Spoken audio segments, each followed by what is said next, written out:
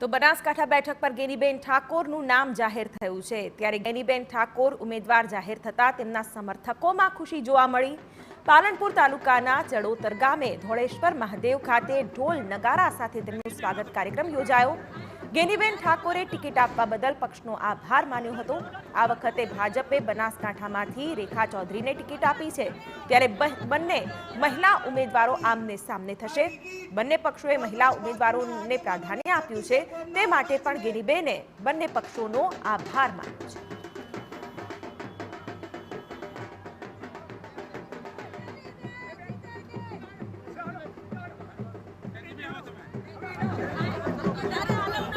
टूंक समय में योजावानी छे। बनासकांठा में पहली वखत महिला उम्मीदवारों ने बने पक्षों टिकિટ આપી છે। नारी शक्ति નું गौरव વધારવા બદલ बने पक्षों बनासकांठाની जनताને महिला उम्मीदवार આપીને એક લોકશાહીના મૂલ્યો માટે શરૂઆત કરી છે। અનામત ન હોવા છતાં પણ આપી છે।